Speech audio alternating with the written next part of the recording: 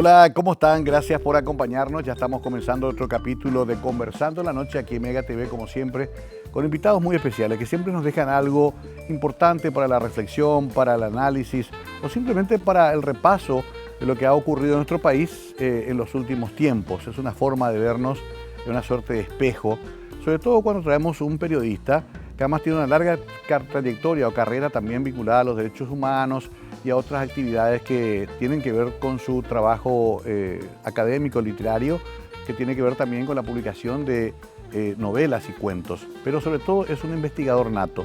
Su nombre es Andrés Colmán Gutiérrez. Esta es su semblanza y enseguida comenzamos a conversar la noche con nuestro invitado.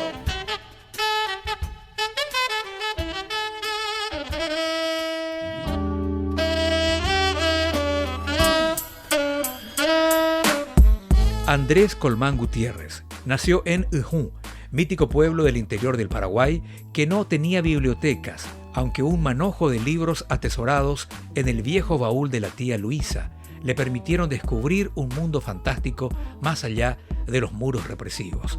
Creció en Salto del Guairá, Canindeyú, en la ardiente y violenta frontera con Brasil. Hizo periodismo radial desde los 14 años, conoció tempranamente la censura y la prisión dictatorial, ingresó a la redacción del diario Última Hora a los 18 y se convirtió en un importante referente del periodismo paraguayo. Publicó las novelas El último vuelo del pájaro campana, El país en una plaza, los libros de investigación periodística Menguele en Paraguay, Las orgías del general, entre otras obras. Escribe además obras de teatro, guiones de cómic y audiovisuales. Ganó varios premios como el Vladimir Herzog de Periodismo y Derechos Humanos, Brasil, 1985, el Premio Nacional de Periodismo Santiago Leguizamón, 2000, y el Peter Benenson a la labor periodística comprometida con los derechos humanos de Amnistía Internacional, 2014. Fue presidente de la Sociedad de Escritores del Paraguay, SEP, de 2018 a 2022. Es director periodístico del medio digital El Otro País. Vive en una cabaña de madera entre los verdes cerros de Atirá, con su esposa Desiree y sus gatos Batman, Robin y Gatúbela.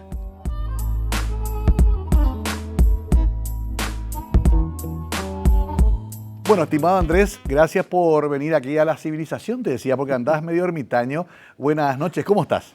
Un gusto, Mario, estar en tu programa y saludos a la audiencia. Sí, me volví otra vez. Yo soy del interior. Claro, volviste a las raíces. Claro, por razones de estudio y de trabajo, mucho tiempo a urbanizarme, por decirlo así. Y ahora, como estoy jubilado del diario y no tengo así un compromiso activo con, digamos, el entorno urbano, volví a mis raíces del Paraguay profundo. Porque vos sos de Ñuñoa, estuve viendo en tu biografía. Yo nací en Ñuñoa, un pueblito chiquito de Caguazú que recién ahora se conecta a través de una ruta asfaltada con el resto de la civilización. Durante mucho tiempo estuvimos aislados. Y crecí en la frontera de Salto del Guairá, la frontera con Brasil, violenta, con muchos, pero también conocí las maravillosas cascadas de los Saltos del Guairá durante varios años antes de que mueran, ¿verdad?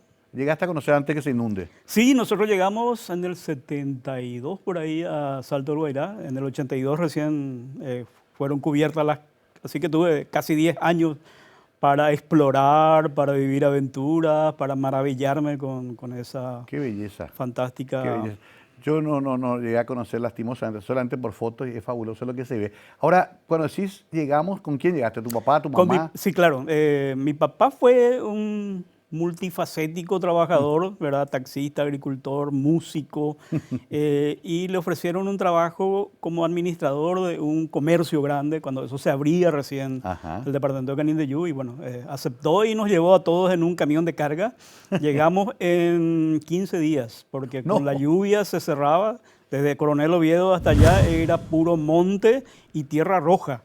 Y empezaba a llover y te quedabas, ¿verdad? Y bueno, fue toda una odisea, y hasta que yo estuve en la facultad, cuando iba a visitarle a mis padres, era una odisea. A veces llegaba, a veces no llegaba. Qué locura, una especie de Macondo. Sí, eso está muy cambiado. Ahora casi no hay bosques, ¿verdad? Claro. Eso todo parece una mesa de billar así. Cambió bastante, pero yo conocí, digamos, la región cuando empezaba esa especie de búsqueda del dorado, ¿verdad? O de extensión de la frontera como en el salvaje oeste.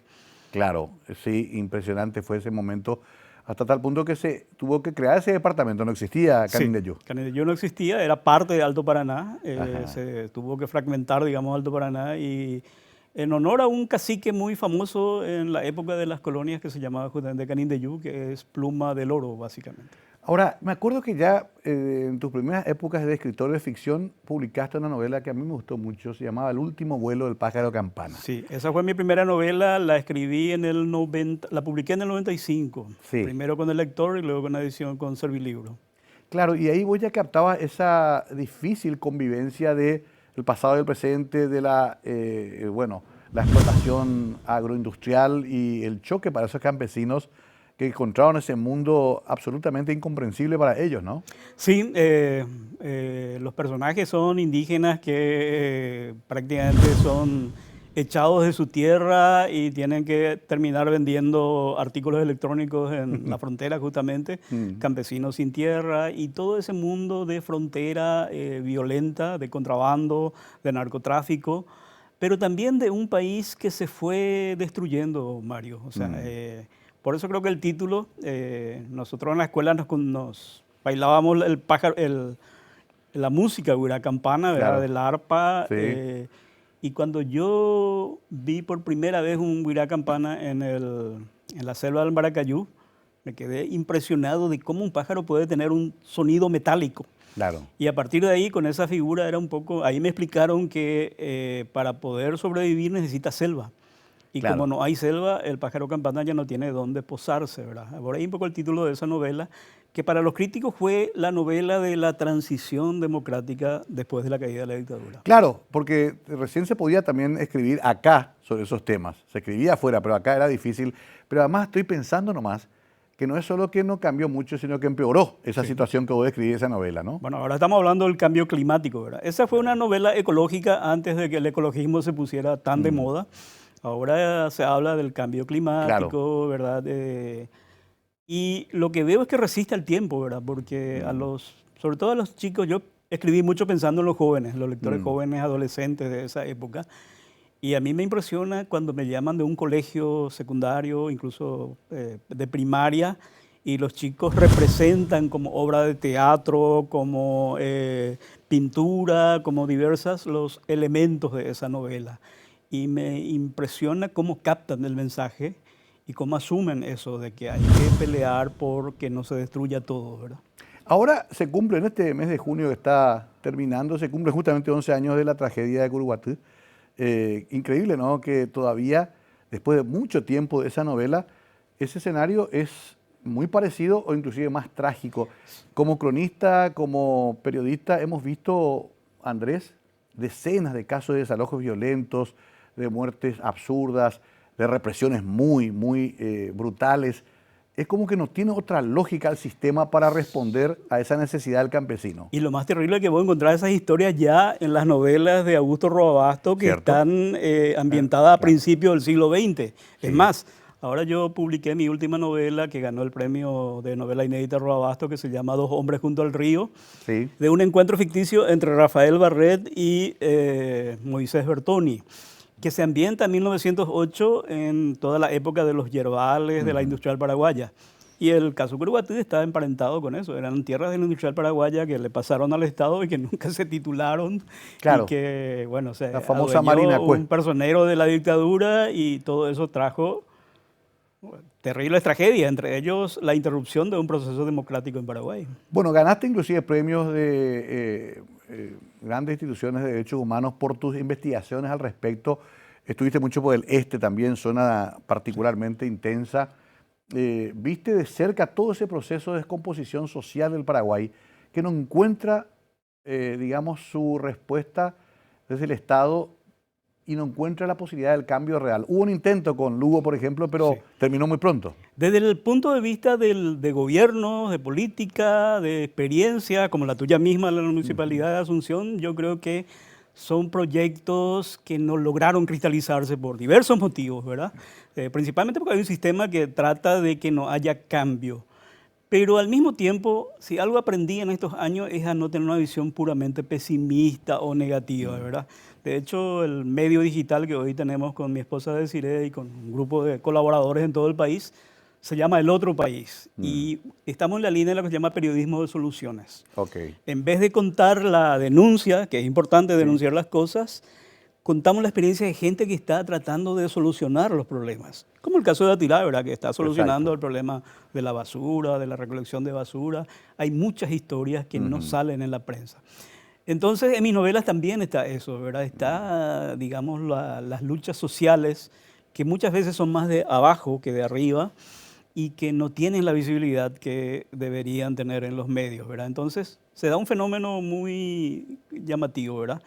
Cuando todo es negativo, y vos hoy prendés un noticiero de estos grandes y media hora de crímenes, cámara oculta, asaltos, la gente se paraliza, dice, no vale la pena luchar si está todo perdido. Sin embargo, vos ves una experiencia como un intendente loco que sale a barrer en Atirá y logra que toda la gente cada mañana limpie su vereda y recoja la basura, entonces la municipalidad ya lleva nomás ya. Hay otras ciudades de cordillera que están en el mismo camino intentando hacer lo mismo, ¿verdad? Entonces, la buena noticia contagia, ¿verdad? Hace que la gente diga, yo también quiero vivir bien. Y la mala noticia paraliza, ¿verdad? Entonces, qué interesante, porque esto es después de haber sido testigo de las malas noticias casi toda tu vida. Sí, claro. Yo fui el cronista del narcotráfico, claro, de la corrupción. De la frontera, de los... Que lo sigo siendo, ¿verdad? Claro. O sea, mis libros, ese libro que tenés en la mano es una crónica de cómo lo fue Menguele en Paraguay, sobre el nazismo, como lo fue la historia del EPP, y un libro que estoy preparando lentamente, la historia del narcotráfico en Paraguay. En Paraguay también. Por eso, o sea, tampoco rehuís a ver la realidad dura y pura. No le saco la cola a la jeringa. A la jeringa. Pero querés también dejar un aporte de la visión más positiva. Yo creo que Qué sí. Interesante. Militancia política, lo más cerca que te vi fue en la época de Asunción para Todos. Claro, esa fue una experiencia porque para mí más que un partido era un movimiento ciudadano, ¿verdad? Que nacía en los barrios y además era nuestra primera experiencia después de la dictadura, que además fue exitosa en las elecciones. Sí. No fue tan exitosa en la gestión. Sí, como siempre. Pero ahí me aprendí. Pero yo te diría que hoy, si tuviera que meterme en política, no lo haría. O sea, creo que el periodismo nos permite más. Y no sé cuál será tu análisis después de todo lo que viviste, ¿verdad? Pero creo que podemos hacer más desde los medios que desde la gestión política, sobre todo en un sistema que no te permite, Mario, hacer algo diferente. Claro, teniendo en cuenta eso que dijiste antes, de las estructuras tan difíciles de modificar, seguro que con el periodismo podemos hacer más. Pero siempre uno sueña con que alguna vez se modifique esa realidad, ¿verdad? Y el tema también, ¿qué hago yo, verdad? Tendría que meterme para tratar de hacer algo, ¿verdad? Marcar la diferencia. El tema nomás es que hoy, si la gente ya no vota por conciencia, sino vota por plata. Eso es lamentable. Salvo una minoría más consciente. Se consolidó eso duramente. Terriblemente. Y eso es, yo creo que va a costar mucho cambiar eso, Mario. Somos medio contemporáneos, así que vivimos media vida en dictadura y media vida en democracia. Totalmente. Obviamente, nadie se imagina que la democracia es peor que la dictadura, pero convengamos que no logró satisfacer las demandas que la gente tenía, ¿no? Tiene demasiadas deudas pendientes, pero yo no, o sea, en ningún momento voy a decir que la dictadura era mejor, ¿verdad? Porque vivimos esa época en que cuando ibas a escribir algo pensaba dos veces si ponías esa palabra o ponías otra porque sabías que iba a haber represalia. Y tus propios editores te censuraban, ¿verdad? Entonces, hoy podés escribir lo que quieras, ¿verdad? Sí, esta conversación estaría ya siendo averiguada en investigaciones de qué están hablando de todo. Así es, pero tu programa ya te hubieran censurado porque trae gente subversiva. Bueno, tengo que hacer la primera pausa. Con Andrés nos conocemos hace muchos años, después vamos a ir contando algunas cosas que se pueden contar, otras no tanto a lo mejor. Pero va a ser muy interesante seguir hablando con Andrés porque es un cronista de todo lo que nos pasó, lo bueno y lo malo también como sociedad, y tiene un libro nuevo que es tremendo, que es tremendo. Yo cuando lo vi hasta dije, pucha, al final era cierto, porque siempre se habló de esto como un secreto a voces en Paraguay. Las orgías del general. Era un pedófilo, Stroessner, Vamos a preguntarle directamente a Andrés un poquito más tarde. Enseguida, continuamos conversando la noche aquí en Mega TV.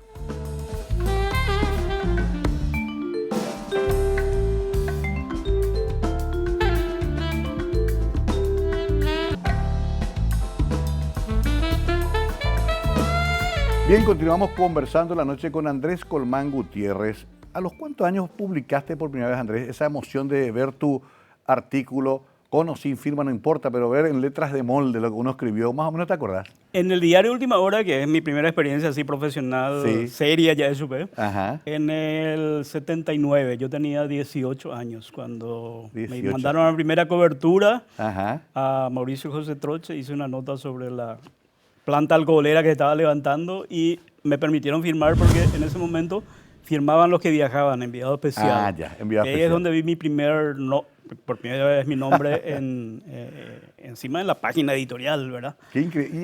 ¿Y ¿cuál era tu preparación? Y en ese momento estaba intentando entrar al primer curso de periodismo en la Nacional. Era bachiller, además de Sí. un colegio campaña, o sea, el Claro, Colegio venía- Nacional Salto del Guairá. Los dos primeros cursos nosotros dábamos, porque no había luz eléctrica todavía, bajo un mango a la noche, porque de día era la escuela y de noche era el colegio, Ajá. y ponían unas lámparas Petromax colgando y así dábamos las clases. ¿En dónde Entonces, era ese Salto de Guairá? Salto del Guairá. Imagínate, la calidad de la educación era muy básica. ¿verdad? Claro. Pero yo siempre fui un autodidacta, ya en IU, que no tenía bibliotecas, como cuento en mi currículum, ¿verdad? Aprendí a leer con un baúl de mi tía Luisa que tenía los libros y las revistas. Creo que era la única en el pueblo que leía. Qué bárbaro. Y que tenía allí, que un día se olvidó de ponerle el candado, y yo agarré un libro que era La Isla del Tesoro, de Robert Louis Stevenson, y ahí yo sentí que me transformaba, o sea, estaba viajando en un barco pirata a los mares del sur, ¿verdad? Claro. Sin haber salido nunca de mi pueblo cuando eso. Entonces, ese proceso creo que fue creciendo. A los 14 años yo hice radio en Canindeyú, en Salto del Guairá, porque editábamos un periódico en mimeógrafo en el colegio. El director periodístico Pablo R. Benítez, un famoso locutor, Ajá. lo leyó, me gustó y me dijo, ¿te animás a venir a leer tus artículos como un programa de comentario en la radio, al mediodía, en el noticiero? 14 años, yo jamás hubiera soñado, Claro. y lo hice. Y cuando hice una crítica a que iban a morir los Salto del Guairá y que había que pedir compensación, terminó mi programa y dos soldaditos ya me estaban esperando y me llevaron, y el día siguiente cerraron mi programa por orden superior. Ahí es donde aprendí que el periodismo incomoda a los poderosos. Claro, qué increíble, ¿no? Sin ni siquiera medir las consecuencias. Claro. Era como un comentario que vos hacías de acuerdo a tu convicción, digamos. Pero qué interesante porque, de todas maneras, era medio el sistema también en otra época. Convengamos que nos íbamos formando en las redacciones, en los estudios de televisión, íbamos aprendiendo de nuestros mayores también. Sí, yo tuve que elegir, porque yo estaba en la facultad y me costaba mucho venir a clase porque viajaba mucho, cubría agricultura y ganadería, iba al interior. Y de paso traía muchas notas que Tony Carmona me Sí. decía, esto puede servir para el correo, hacer el reportaje. En el diario no te dejaban hacer tanto los reportajes narrativos como a mí me gustaba, pero el correo sí era una ventana abierta. Y llegó un momento en que me peleé con Luis G. Benítez, el famoso historiador, que era mi profesor, porque Sí. yo le dije, leí su libro y me dijo, usted no puede decir que Strauss es el más grande estadista del Paraguay. Eso decía en su libro de historia. claro. Y él me dijo, Mita, nunca te voy a hacer pasar en el examen. Entonces, en algún momento tuve que elegir entre el diario o la facultad. Claro. Y dejé en el tercer año, nunca terminé la carrera. Claro, sí, imagínate, cuestionaste nada menos que la voz oficial en ese Claro. momento, que eran esos historiadores, ¿no? Con todo respeto, yo hasta le tengo un gran afecto a la memoria de Luis G. Benítez. Sí, yo también.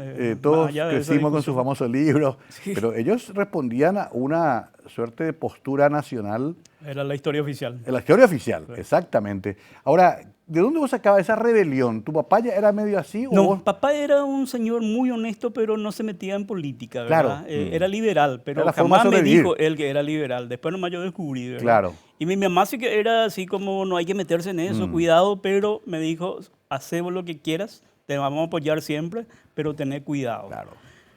Yo creo que viene de mi propia lectura, Mario. Y recién cuando vine acá y me metí en movimientos de iglesia, en el movimiento universitario católico, un poco en la línea de la teología de la liberación, es donde se me despertó. Recién ahí descubrí el marxismo, descubrí autores como... le leí por primera vez a Marx, a Eduardo Galeano, y ahí un poco se fue, pero también nunca me hice marxista, o sea, siempre fui yo te diría un liberal de izquierda, ¿verdad? Porque siempre me gustó las libertades y no me gustaban los regímenes socialistas que coartaban las libertades, ¿verdad? Entonces me costó mucho meterme en un partido o en un grupo así muy, te voy a decir. ¿Y el golpe de Estado dónde te toma? Me toma en Asunción. Había regresado de Perú, estuve 2 años en Perú, ahí también aprendí muchísimo de todo lo que es América Latina. Y había vuelto y me había metido en la organización de la visita del Papa. Yo hice el guión del acto de los constructores, que yo leí. El famoso árbol de la vida, árbol seco que le decían. Casi me llevaron preso por eso. Cantero nos llamó a todos por tu culpa. Sí. El comisario Cantero. No, y me contó justamente Rodríguez, el papá de Rubén. Miguel Ángel Rodríguez me contó que Stroessner decía, averigüen quién hizo eso. Y todo el mundo se callaba, ¿verdad? Claro, porque cuando me preguntaba a mí, dije, yo no sé, yo leí nomás la que me dieron, dije yo. Pues yo creo que vino de ahí con mi rebeldía, vino del lado religioso. Hoy soy un poquito más escéptico o más, que te diría, tengo en cuenta muchas religiones, entre ellas la religión indígena, las religiones, ¿verdad? Ya no soy tan católico así. Pero ahí había una escuela de formación, convengamos. Pero sí. Ismael Rolón, los curas jesuitas. Sí, el equipo nacional laico, el equipo nacional laico. Ferreira, toda esa gente. Buenísimo. Hay que reconocer que era una escuela, digamos. Sí. De las pocas que... Qué interesante esto, porque creo que ahí también coincidimos muchas cosas. Conste que ya había pasado y nosotros vivimos siendo jóvenes la represión del 76, por ejemplo. Sí. Que fue brutal, ligas agrarias. Yo estaba en el interior cuando eso. Yo recién en el 79 vengo de la frontera a... ¿Y tenían información de que eso estaba pasando? Nos llegaban los diarios un día después y muy entre línea leíamos, ¿verdad? Claro. Y en Salto del Guairá no había otro partido que no sea el Partido Colorado. De hecho, yo fui miembro de la Junta... de la Juventud Colorada, para poder hacer algo, ¿verdad? Sin tener todavía mucha noción de lo que era una dictadura. Eso me da para un título fabuloso. Claro. Pero está, fue miembro de... Yo hasta ahora no borré mi afiliación del Partido Colorado. Y Nicanor me llamó un día y me dicen, tengo Colorado ahora, estoy hablando de afiliación. Bueno, es una anécdota. Ya que mencionaste a Nicanor, todos nos fuimos a última hora. Era un lugar muy abierto, estaba Oscar Torrens, a mí me llevó Juan Pastoriza. Sí. Era una especie de jungla, esa muy interesante, donde estaba también el propio expresidente de la República. Esa redacción de última hora de los años 70-80 fue fascinante. Fue muy pluralista y tenía mucha gente de la inteligencia, porque además teníamos colaboradores, los que eran los pensadores políticos y sociales, Aline Vareiro, José Carlos Rodríguez, escribían. Después creo que la llegada de Juan Andrés Cardoso fue clave. Lo convirtió en una especie de Le Monde paraguayo al Correo Semanal. El Correo, y la propia contratapa. Vos leías ensayos políticos en la contratapa del diario, cuando antes había Click o los otros diarios tenían deporte, ¿verdad? Sí. Entonces creo que fue una época como muy interesante. ¿Y cómo es que Papu Rojas permitía eso? Y creo que fue la influencia de Juan Andrés. Juan Andrés entra como vicedirector y... Papu, digo, porque Papu era el hijo del general Pablo Rojas. General Pablo Rojas, pero fue siempre muy abierto a los cambios, digamos. Y él entendió que en la línea de lo que antes hacía ABC con su colillo, última hora tenía que ir rompiendo con el sistema y abriéndose a la oposición. De hecho, Montanaro clausura nos dio a última hora. Sí, en el 79, justo yo había entrado el 1 de junio y a los 14 días se cierra a última hora por 30 días, ¿verdad? Esa fue mi primera experiencia laboral. Fresquita, ¿verdad? Y se funda en ese año, el 79 fue clave el sindicato de periodistas, Alcibiade asume como secretario general, o sea, fue toda una etapa muy convulsa por un lado, pero muy interesante como lucha social. Apasionante, movimiento de clínicas, había una efervescencia, ¿no? Creíamos que ya se venía, pero tardó casi 10 años más todavía. Bueno, enseguida quiero entrar al último libro, pero antes de este libro, Mengele estuvo en Paraguay realmente. Digo así con tono paraguayo. Claro que sí. Porque yo soy de los escépticos. No, vivió 2 años en una casa, que es lo que nosotros descubrimos después, investigamos. Sí. Vivió 2 años en la casa de Alban Krug, que era en ese momento uno de los fundadores de la poderosa cooperativa Colonias Unidas, pero además era el presidente del clandestino del partido nazi en Paraguay. Ajá. Y es él quien con Alejandro von Einstein, uno de estos rusos blancos, le firman para que la Corte Suprema, por orden de Stroessner, le dé la ciudadanía a Mengele. Joseph Mengele, pero ¿se hacía llamar así o cambió de nombre? Así mismo, con No su te nombre. puedo creer. Le quitaron la F, o sea, José Mengele salió José la... Mengele. Pero justo ahí viene el pedido de captura internacional, entonces lo meten a una casa en Hohenau, que hasta ahora está, ahora Sí. es de otro propietario. Bueno, eso es nosotros lo que pudimos descubrir y pudimos hablar con Bonivaldo Jungans, que fue intendente de Hohenau. Él fue quien convivió 2 años con Mengele en la pieza contigua y bueno, Qué él bárbaro. nos contó la historia y lo que nadie hasta entonces se atrevía a decir, yo lo conocía a Mengele, yo soy testigo de que vivió en esta casa, lo conseguimos en ese libro y en una película que hizo Desiree, una película documental que acompañó al libro, ¿verdad? ¿Y en qué momento se va él de acá? Él se va, bueno, él en 59, 60 y 61 es donde está allá. Después Sí. ya viene el mismo equipo que le secuestra a Eichmann en Buenos Buenos Aires, viene a Paraguay, lo viene a buscar a él. entran incógnito para buscarle a él. Y ahí hay una refriega en el Hotel Tirol. Él tiene que escaparse en pijamas. Y Euclides Acevedo cuenta que Golda Meir le dijo que varios miembros del Mossad murieron en esa ese refriega. lugar, ¿verdad? Y Se entonces- tapaba todo. Se tapaba todo porque habían entrado clandestinamente, ¿verdad? Entonces ahí es donde él se va a Brasil ya con otra identidad y bueno, finalmente se ahoga en el 79, creo, sí. Y lo que encuentra Romeo Autuma son sus restos. Sí, son sus restos y ahí es donde su hijo, el único hijo biológico que tenía, que es de izquierda, pero vino clandestinamente a visitarlo y es muy interesante el diálogo que tuvieron, ¿verdad? Porque él les cuestiona a él. A y su papá. Sí. Es él el que certifica que eran sus restos. ¿Y es brasilero ese hijo? No, él es alemán. Alemán Él es- también. sí. Qué bárbaro, qué extraordinaria historia. Después apareció Ahora se va a Rochman. hacer una película, porque un ¿Ah, sí? escritor francés también escribió una novela. Ok. Y ¿Y va a aparecer Paraguay en la trama? desaparición- No, lo hacen en Uruguay. Ah, ok. Lo van a filmar en Uruguay, pero seguramente van a tocar. Digo, y después apareció el carnicero de Riga también por acá en un hotel, a Claro. una cuadra de mi casa. Eichmann, sí. Rochman. Perdón, Rochman. Claro, pues Eichmann es de Buenos sí, Aires. Rochman. Sí. Sí, que muere en clínica y nunca se supo que se hizo su cadáver. De su cadáver.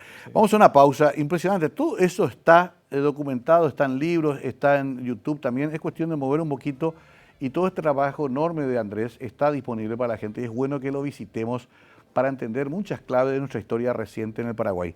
Enseguida volvemos con Andrés Colmán Gutiérrez, un invitado de lujo, un amigo de toda la vida también, hoy aquí conversando en la noche.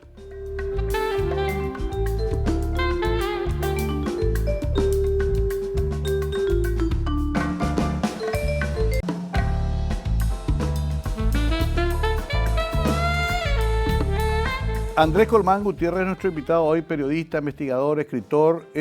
A ver, Desiree es tu pareja, tu señora. Deciré a mi esposa. ¿Tus Estamos- hijos? ¿Cómo se llaman? Tengo otros hijos ya grandes, tengo 4 Sí. hijos. Bueno, otro hijo no, Desiree no es tu hija, Desiree es tu Sí, señora. ¿Quién es? ¿Cómo que se llaman? tengo hijos con otras parejas anteriores, ¿verdad? Sí. Tengo 4 hijos, Ok. un varón y 3 nenas ya grandes. Sí. Y con Desiree tenemos 3 gatitos y un perrito que son nuestros hijos. Bueno, te gano todavía, 6-4 te estoy ganando. Pero bueno, somos medio contemporáneos con Andrés. Trabajamos juntos en Alta también nosotros. Nosotros hicimos el programa Noche tras Noche, Ya. famoso. Viste que ya la memoria del Cupilla que- comió que marcó historia. con Tito Chamorro, director. Tito Chamorro, estaba Bisoca como nuestro... El primer papel de Bisoca en televisión. Sí. Vos estaba- escribías también todo eso, ¿no? Yo hacía el guión y el Sí. script, digamos, de algunas viñetas, etcétera. Que pero Bisoca nunca respetaba. que nunca todos lo rompían. Regina Bachero. Lindo equipo ese, sí. ¿eh? Bueno, estaba también nuestro amigo Cachito Urué. Cachito Uruguay. También de última hora. Hacía el cronista policial. Sí, Sí. no, fantástico fue. Y creo que fue el primer programa de ese estilo Yo, vos que se sabés que hacía en vivo a medianoche. a mí en medianoche, yo ahora digo, Qué difícil hacer de vuelta una cosa de tanta envergadura, porque éramos como 10, 15 personas. Estaba... Hasta ahora se pone la entrevista del grupo Toto, porque no estamos Sí. todos ahí con el grupo norteamericano. Una anécdota famosa fue que vino el grupo Paná antes de que nadie ¿Cierto? lo conozca. Sí, sí. Estaban promocionando su primer disco, no venían a actuar, sino a promocionar el disco. Sí. Hicieron el contacto, le trajimos al programa. Las bebidas eran de decorado, se chuparon todo lo que había. Sí. Y después le invitaron a salir a Regina y a Celia y a, creo que era Paola Santarelli, sí. Santarelli, ¿verdad? Y ellas dijeron, ¿quién es esto? ¿Cómo era? ¿Mexicanos borrachos? ¿Qué? No, no. Y se inventaron excusa, ¿verdad? Un Vos año sabés después, que, sí, eran, a mí, Maná era el top 10. Fer, el cantante, en Buenos Aires, en una conferencia de prensa, me reconoció públicamente que fue el programa más divertido al que se fueron en su vida, porque se tomaba en serio. Bueno, pero es linda etapa esa con Carlos González Brun, querido amigo que ya partió. Una etapa fabulosa también. Donde Pero, se formaron los principales cineastas que hoy tenemos. Cierto. Juan Carlos Maneglia, Sí. Martinez, Tana Shembori. sí, sí, Café Civil. Sí, Sí, todos estaban ahí. Todos estaban allí. Es cierto, eso me olvidé también. Maneglia nos hacía los efectos de las lentes y eso. Era un chico muy creativo, imagínense. Pero volviendo a tus libros, este último me impactó porque, a ver, voy a tratar de explicarlo para que la audiencia también entienda.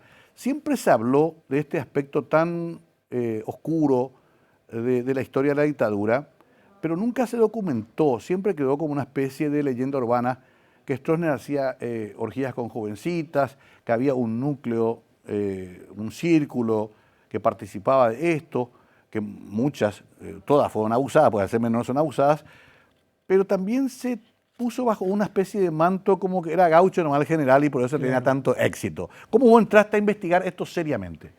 Yo también creí que era propaganda de la oposición, ¿verdad? O sea, que no puede ser que un tipo sea tan perverso y, ¿verdad? Secuestre niñas de corta edad, porque se habla de gente de 7, 8 años hasta 9 a 15, ¿verdad? Después ya no querían más de 15 años no querían. Hasta que leí el libro de Julia Osorio, Sí. la primera víctima del coronel Miers, que a los 13 años le secuestró de Nueva Italia, de una compañía muy humilde. Que se anima a contar ella. Sí, ella se animó a contar, ella vive ya en Buenos Aires y escribió un libro que se llama Una rosa y 1000 soldados. Bueno, ese fue el primer testimonio así con nombre y apellido que tuvimos. Ella declaró ante la Comisión de Verdad y Justicia y ahí hay varios testimonios también, tanto de niñas secuestradas como de prisioneras políticas, muchas de ellas también niñas, que eran violadas cuando se hacía la represión. El famoso caso Caguazú, Sí. una compañía Costa Rosado, donde de la escuela sacaban a las niñas los militares, los metían en un baño, en un galpón y las violaban. Y eran niñitas muy chicas. Bueno, esa historia empezó a retomarse cuando la compañera Susana Oviedo le hace una nota a Rogelio Guiburu en el 2017. Y 16, ¿verdad? 16, y él le dice que hay que investigar eso, que eso no se investigó nunca. Entonces yo con Fernando Boxia, un compañero, el hijo Sí. de Mengo, Sí. nos ponemos a trabajar y encontramos varias historias más. Entre ellas la historia de Malena Ashwell, la hija del famoso historiador Washington Ashwell, que ya en 2077 le cuenta a Washington Post. Vos te acordarás, un famoso periodista, Jack Anderson, Sí, me acuerdo. ¿verdad? Premio Pulitzer de investigación. Y él publica su historia, pero habla de Ada Rodríguez, porque no le quería poner el nombre directo. Ada es su primer nombre y Rodríguez era el apellido de su esposo, el marino. Ajá. Y ahí sale toda la historia en el Washington Post. Claro. Y bueno, después supimos que era Malena Ashwell. Yo lo que hago, Mario, es armar un rompecabezas con varias historias que estaban hasta entonces como esparcidas, y hacer un poco como hago mis libros, con documento, con testimonio, como una novela de no ficción, ¿verdad? En la misma línea que es una trilogía, Mengele en Paraguay, EPP Historia No Autorizada y Las Orgías del General. Y como ya hay un público que viene siguiendo esta línea de trabajo, lo presentamos en la Feria del Libro y tuvo mucho impacto. Yo esperaba que algunos de los parientes de los principales acusados, que son estos 3 coroneles, Popol Perrier, Miers y Manito Duarte, que son los principales involucrados que tenían las casas de harén, salgan y defiendan y digan no es mentira. No, nadie Nadie dijo nada. nadie se opuso, ¿verdad? Creo que la contundencia de los testimonios, de los documentos y de los datos son muy apabullantes. Qué bárbaro. Lo de la señora Ashwell yo conocía por versiones familiares también y me parece impresionante porque además es hija Sí. de un dignatario del Y Estoril. no solo eso, ella era esposa de un marino, capitán de navío que trabajaba en el buque guaraní en esa época y que era fiel al régimen de Stroessner, ¿verdad? Pero tuvo la mala fortuna que Claro, ellos Stroessner estaban- vio a su señora. Ellos fueron a almorzar en la casa de un superior, ahí en ese momento era Sajonia, ahora es Carlos Antonio López. Sí. Y de repente escucha el grito y sale y dice, ella encuentra 3 niñas muy jovencitas de 8 a 9 años, desnuda y sangrando de las partes íntimas en un arenal en el patio de una casa. Entonces ella llama a la policía y cuando viene la policía sale el encargado y le dice, no, esta es la casa del comandante Popol Perrier. La policía se da la vuelta y se va otra vez y ella dice, esto es una barbaridad. Y ahí ya le dicen los vecinos, acá viene Stroessner, o sea, estas niñas son para Stroessner. Sí. Entonces ella dice, hay que... Esa casa está en Sajonia. Sí, que es un poco protagonista de La Casa del Silencio de nuestro Exacto. amigo José Eliseche, un documental. Sí. Bueno, ella intenta denunciar y los medios dicen, no podemos publicarle en esa época, estamos hablando Claro. del 75, Sí. a Stroessner como un pedófilo. Entonces le dice Gloria Estragó, que era del Partido Comunista, le dice, el único que te va a publicar es Miguel Ángel Soler, que saca el periódico Adelante, el histórico periódico del Partido Comunista. Sí. Entonces, Gloria Estragó le pone en contacto con Miguel Ángel Soler, que estaba en la clandestinidad allá en el barrio Herrera, y la propia Gloria prepara el artículo, estaba por entrar en impresión, pero parece que había alguien infiltrado que cuenta a Pastor Coronel y van y lo secuestran a Miguel Ángel Soler, lo torturan unos días y después lo desaparecen. Ahí es donde Qué él bárbaro. se convierte en desaparecido. Y la secuestran también hay una redada grande Sí. ahí. Y la secuestran también a Malena Ashwell y la torturan y ella intenta cortarse las venas. Gloria Estragó le salva, le interna en el policlínico. Ahí llega su papá, que era funcionario del Fondo Monetario Internacional en esa época. Habla con Montanaro, me dice la hermana de Malena, y consigue que la liberen y la lleva a Estados Unidos. Y ahí es donde ella da después una entrevista a Jack Anderson y se publica en el Washington Post. Entonces es un dice, testimonio irrefutable. Qué ¿no? bárbaro. Que dice, el Washington Post dice, la situación en Paraguay es insostenible. Así es. Hacen una denuncia internacional. Y antes de la pausa, este caso me impresionó siempre porque siempre vi la ficha de esta nena de 12 años, Sí. Apolonia Flores Rotela. Del caso Caguazú. Sí, ¿qué la pasó con ella? peligrosa guerrillera de 12 años de edad, que está un Sí. símbolo, su ficha en el archivo del terror. Ella también cuenta que fue violada a los 12 años y que eso era común en esa época. Mujer que atrapaban por una cuestión política, la violaban. Qué bárbaro, qué fuerte escuchar eso. Uno que tiene hijas y que vivió esa época, ¿verdad? Finalmente, para cerrar esto, porque quiero que la gente lea el libro, eso es lo que justifica un trabajo como el de Andrés. Vos tenés la posibilidad de defender todo esto con documentos. Claro que sí.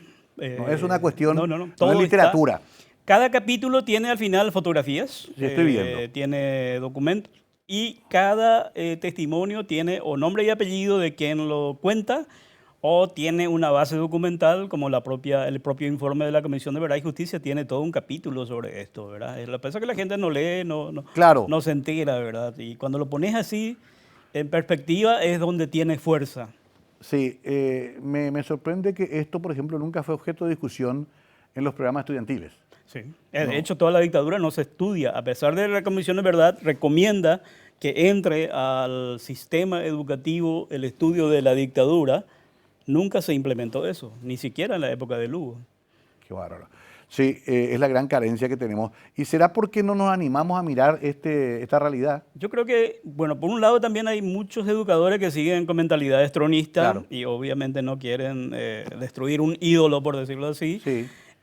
Como también hay miedo y hay como diciendo, no sé, no entremos nomás en eso porque es peligroso, ¿verdad? O sea, eso nos quedó.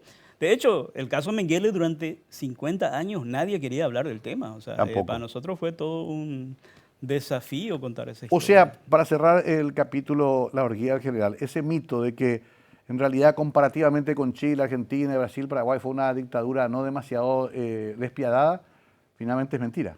Quizás en el volumen de los desaparecidos de Argentina Claro. y de Paraguay haya mucha diferencia, ¿verdad? Argentina en pocos años Sí.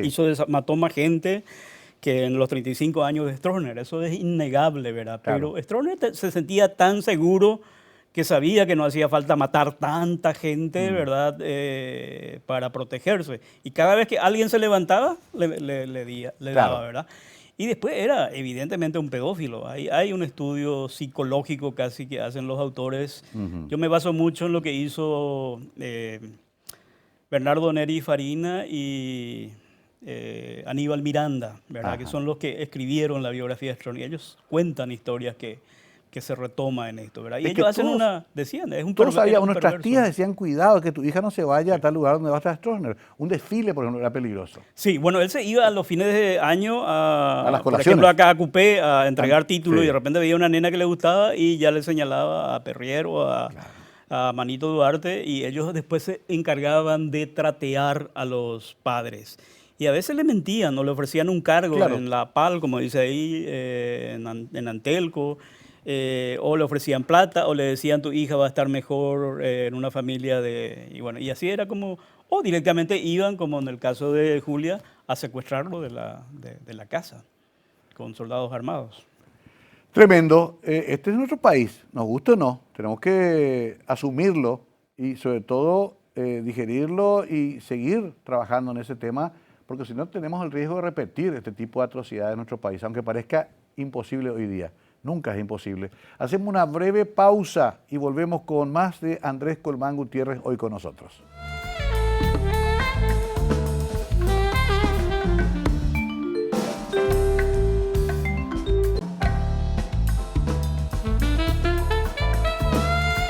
Estoy leyendo acá rápidamente la bibliografía, el trabajo que ha hecho Andrés. Al final es bastante. El último vuelo del Paja Campana, que fue el que yo compré como joven entusiasta en su momento. El país en una plaza, me olvidé, el marzo paraguayo, también ahí estuvimos. Dos hombres junto al río que mencionaste. El Principito de la Plaza Uruguaya, ¿qué era ese? Esos son Cuentos. relatos, cuentos ya. cortitos. Ok, Menguel en Paraguay. EPP, historia no autorizada, pero esa historia sigue. Esa historia sigue, conste que ahora creo que está como desactivado el EPP. Ya, ahí yo me acuerdo de eso, sí te seguí bastante, porque vino una serie de artículos primero, Sí. que fuiste publicando en última Sí, hora. 18 años estuve siguiendo el tema en el diario. Y Bueno, qué historia para hablar un programa completo. Mediodía en la Tierra de Nadie, ¿de qué es? esa es la historia de Cómic. Santiago Leguizamón en cómic. Ah, ya, qué bárbaro, sí, la vi también, la tengo luego. Augusto Rabasto, el supremo escritor, también con cómics. Sí, esa es una línea de biografía que hicimos con Servilibro. Ah, sí, Y ya lo hicimos de Augusto, de Serafina Dávalos y ahora presentamos el de Robin Hood. vos sos un Vidal y Boy. Sí, encontré a alguien que me respalda en todo, que ni siquiera me pregunta qué Pablo que vas a escribir, confía plenamente y Sí, bueno. sí, porque Vidal ya me regaló varios de estos. Serafina Dávalos, pionera del feminismo, también en cómic. Robin Hood, Sí. recibí hace poco, una belleza. Ese es novito. Eso me trajo el amigo Roberto Y Goiris. con Roberto hicimos Eligio. Eligio también. También. Eligio Ayala, ¿no? Sí. Bueno, y después Lecciones de Sangre, que son varias historias, Así es. también en cómic. Bueno, no está mal. ¿Podés decir, ya que escribiste un libro, Sí, tuviste hijos? planté árboles, y plantas tengo un árbol árboles? feroz en nuestra casa que yo planté y bueno, tenemos hijos y tenemos libros. Bueno, pasaste un momento de salud difícil también en un momento dado. Sí, yo tuve un infarto en Sí. el 2000, ¿cuánto? 2012. Bueno, 2012. tengo a alguien que me sobra porque Sí, tu apuntadora. ya no me recuerdo las fechas, ¿verdad? 2012. 2012 tuve un Me acuerdo, infarto. todos nos alarmábamos Sí, ahí sí. y pasó. Por suerte, y eso me cambió un poco los hábitos, Claro. ¿verdad? O sea, de alimentación. Y hoy vivir allá, respirar aire puro, Te ayudó. poder caminar, no contaminarte, y es otra expectativa. Cambió tu alimentación, estás Mi bien, calidad de vida flaquito. es diferente. Porque como periodista comes empanada, Claro. después En la gaseosa, después te redacción, va al lo bar. que venga, Lo que venga. a cualquier hora. A cualquier hora. O sea que ordenaste también un poco tu vida al Ordené mi allá. vida y tengo como y haber encontrado una compañera como Desiree además me permite todo lo que era guarará en mi vida, ella me ordena. Y, Qué bueno. es mi agente literario, es la que organiza todo mi trabajo y lo que creo que va a permitir además que eso quede como un legado. Claro, que de eso se trata finalmente, ¿verdad? Vamos a pasar tarde o temprano, pero por lo menos tendrán la posibilidad de las próximas generaciones de conocer estas historias Sí. a partir de un trabajo serio, documentado. En general, ¿puedes decir que estás contento con todo lo que lograste o sos así de tipo de esas personas que todavía querés generar más proyectos? Yo creo que puedo dar mucho todavía Ajá. y estoy en un buen momento, ¿verdad? Todavía tengo lucidez y tengo Sí. fuerza física y tengo un espacio donde trabajar tranquilo, ¿verdad? Que es un Repetime poco... cómo encontrarte en esa organización que tienen ahora. Elotropaís.org, Ahí todo te- junto, sin acento. Página web. Es una página web y también tenemos redes sociales, internet, Ok. Facebook, Instagram, Twitter, Como el otro país. como El Otro País, y además estamos formando una comunidad, porque si algo también me permitió mudarme al interior es descubrir la cantidad de cosas interesantes Claro. que no tienen visibilidad desde la prensa nacional. Sí.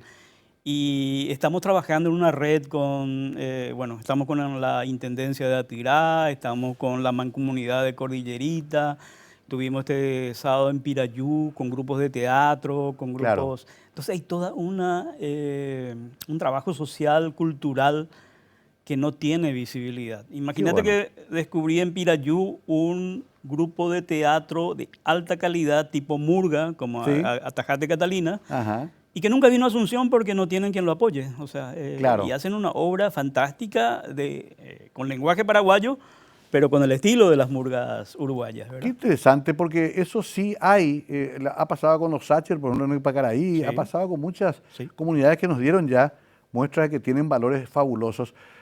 Bueno, Andrés, qué gusto, disfruté mucho esta charla.